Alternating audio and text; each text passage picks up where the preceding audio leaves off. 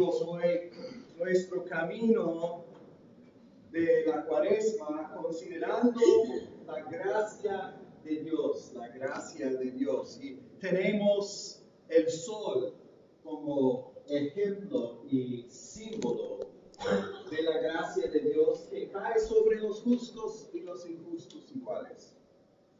La gracia de Dios que definimos como el favor inmerecido de Dios, el favor inmerecido, el favor de Dios que garantiza y ofrece a nosotros cosas que no merecemos, que no hemos ganado y que no podemos ganar. El texto central para expresar este regalo de gracia es el texto que anticipa lo que hoy leímos. Efesios 2, 8 a 10. Que por la gracia somos salvos por fe.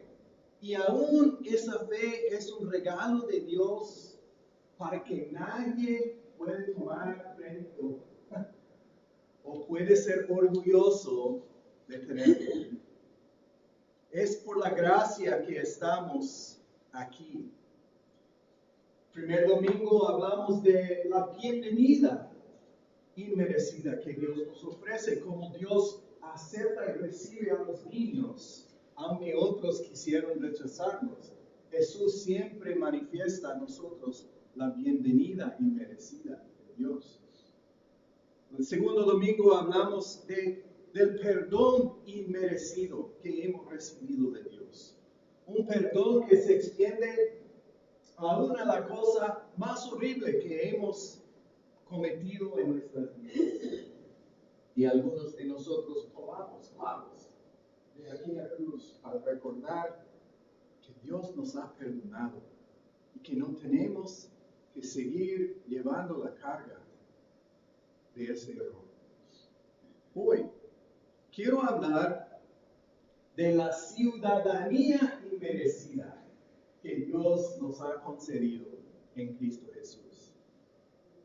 Ahora, para el pueblo hispano, hablar de ciudadanía tiene un significado que acaso en el rumbo gringo no se tiene el mismo sentido ni significancia.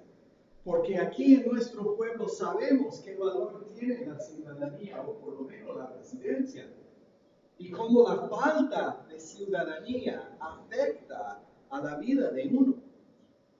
Cómo exige de uno vivir escondido, cómo exige de uno vivir en una forma que no se presta a los demás con la misma capacidad, porque cada extranjero, cada persona desconocida es un potencial enemigo que podría destruir a todo lo que uno está deseando construir.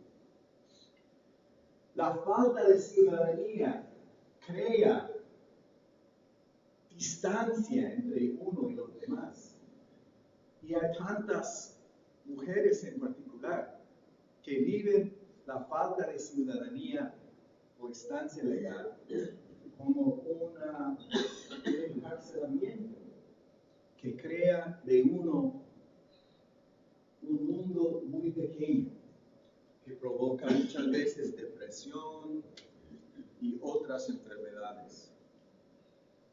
Quisiera darles el contexto histórico del pasaje que tenemos aquí, porque el contexto nuestro en el mundo mexicano, latino, aquí en este barrio, en esta ciudad, en esta parte de la nación de los Estados Unidos, es importante porque es el lente que nosotros tenemos con el cual estamos mirando el texto bíblico, pero también hay un contexto histórico que es muy importante que reconocemos.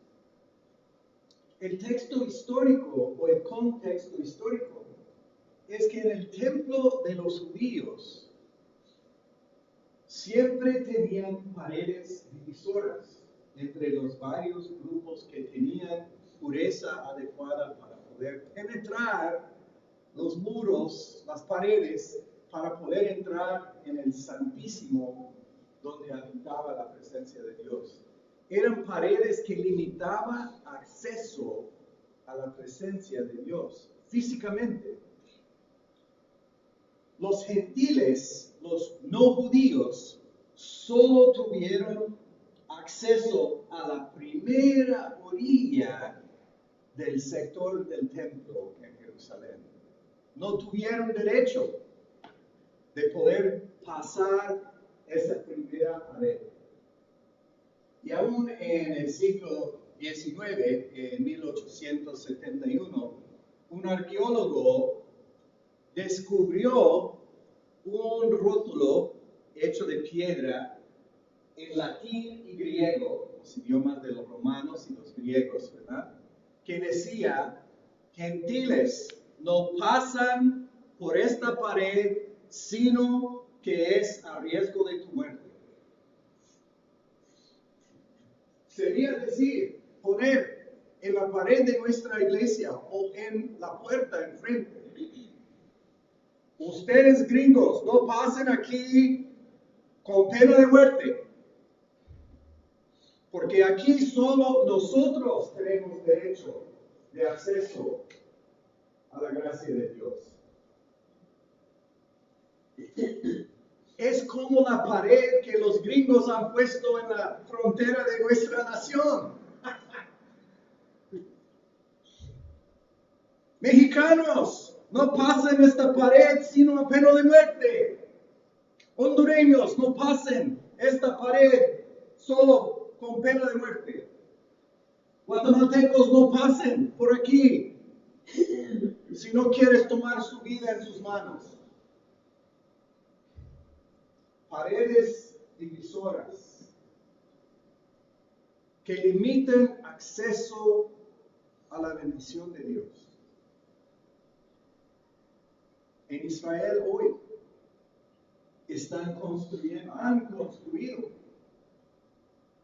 cientos de millas de paredes para dividir los sectores más fértiles y excelentes de la nación y protegerlos para los israelitas y no dejar a los palestinos pasar para los centrales. Y a pena de muerte, uno arriesga cruzar esas paredes, porque cada 50 metros hay un soldado con ametrallador esperando a aquel que atreve a cruzar la puerta. Algunos de nosotros recordamos la época de Berlín y la gran pared en Berlín que dividía a los alemanes de una ciudad, que de noche a mañana construyeron esta pared que separaba el sector comunista del sector capitalista de la capital de Berlín, que solo logró caerse durante mi vida. El contexto de el contexto de Pablo y este escrito es el templo que tenía una pared que dividía miles de judíos, como nosotros hoy vivimos paredes que dividen una comunidad de otra. Y en medio de esa realidad, declara Pablo esto: Cristo es nuestra paz. Y de los dos pueblos, gentiles, judíos, ha hecho uno solo, derribando mediante su sacrificio el muro, la pared de enemistad que nos separaba, pues anuló la ley con sus mandamientos y requisitos. Y esto lo hizo para crear en sí de los dos pueblos una nueva humanidad. Una nueva humanidad. La invitación de Pablo es romper la las esquemas humanas de esto o aquello, esto o aquello, tú, ustedes y nosotros, los buenos y los malos. Y buscar en lugar de esto, el tú y yo, nosotros juntos, en lugar de ellos y nosotros, enemigos y amigos. El deseo es romper esquemas dualistas de dos grupos que no pueden tener contacto, no deben mezclarse, mucho menos casarse,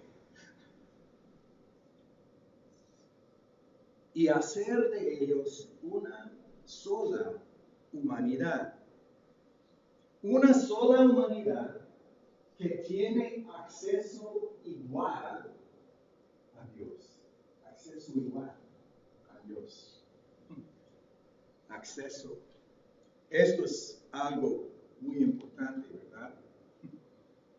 Es como que Dios viene a toda la humanidad entregándolos un green card. Tú y tú y tú y tú y tú y tú.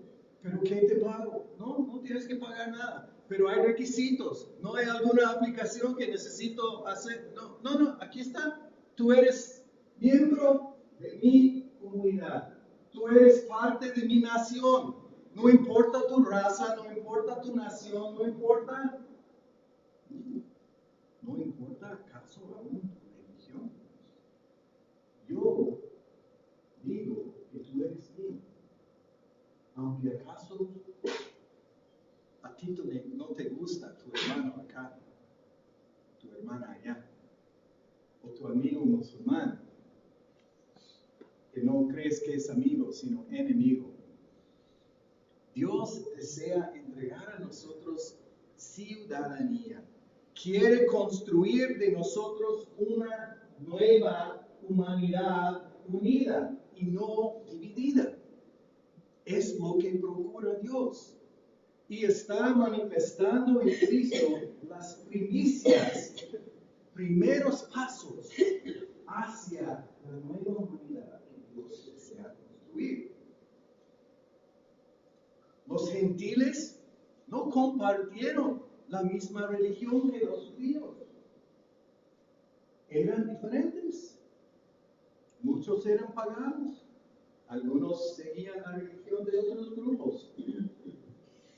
Pero lo que Pablo descubre en Cristo es la capacidad de reunir la gente de ambos grupos y crear una nueva humanidad unida, que no vive más en los términos de separación y división con sus paredes de enemistad.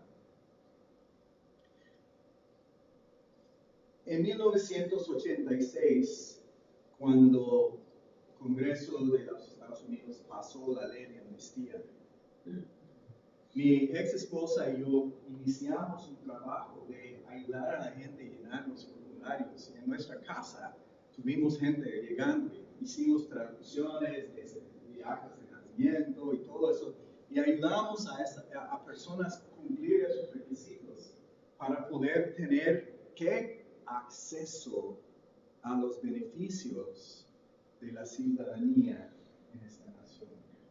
Educación. Tener acceso a trabajo para poder ganar la vida y un sueldo justo en el trabajo. Tener acceso a cuidado médico y al seguro social. Tener acceso a los beneficios que vienen de poder desempeñar el trabajo en el cual uno fue entrenado. Tanta gente que viene a esta nación, que tienen capacidades, son entrenados, son doctores o son especialistas, electricistas y otras cosas que no pueden desempeñar aquí porque no tienen las licencias, no tienen la capacidad de poder tomar los exámenes para certificarse. Y perdemos como pueblo cuando alguien no puede usar sus dones. cuando no puede desempeñar su vida en su plenitud. Nosotros cuando damos ciudadanía a alguien, damos a él o a ella la posibilidad de tener acceso a todo lo que la nación ofrece. Pero hoy, oigo en nuestra nación voces que dicen, ningún musulmán va a entrar a esta nación, no lo merecen. Ninguna mujer ni niño huyendo de la violencia de los carteles tendrá acceso a esta nación como ciudadanos. Ningún siriano va a poder entrar a nuestra nación porque capaz que son de ISIS. Se me oye como paredes de enemistad. Paredes de enemistad. Y Cristo vino para derrumbarlas, no para construirlas. Y la gente que se presentan como cristianos están diciendo más paredes, menos acceso, córtalos, no los dejan entrar, no habrá ciudadanía para ellos. Y no es justo y no es Cristo. Les digo, no es Cristo.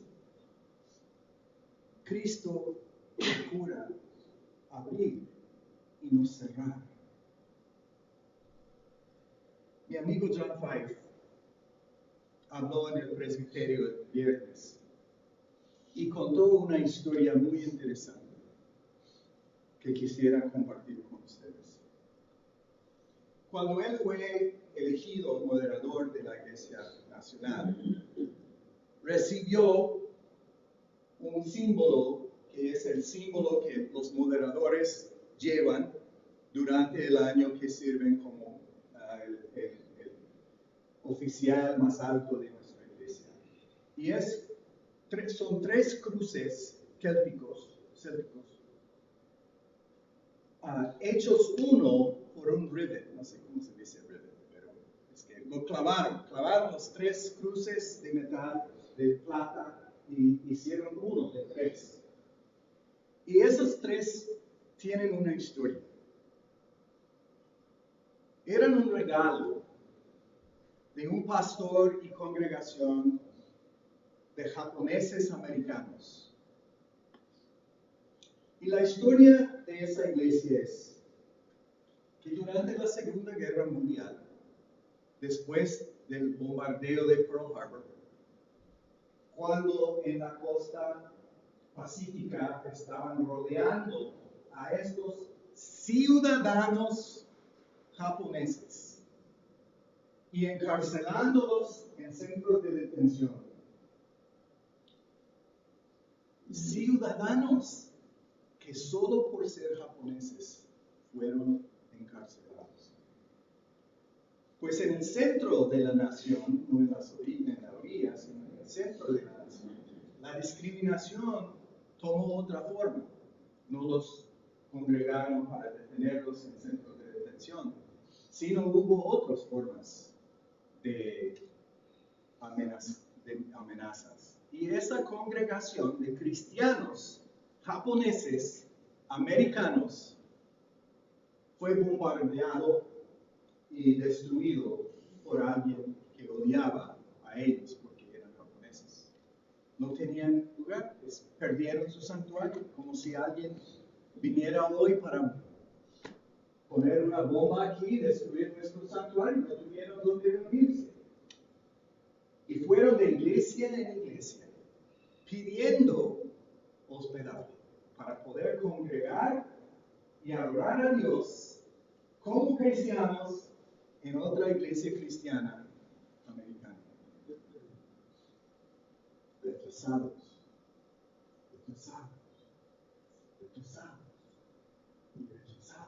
rechazados. Porque nadie quiso tomar el riesgo de ofrecerles hospitalidad.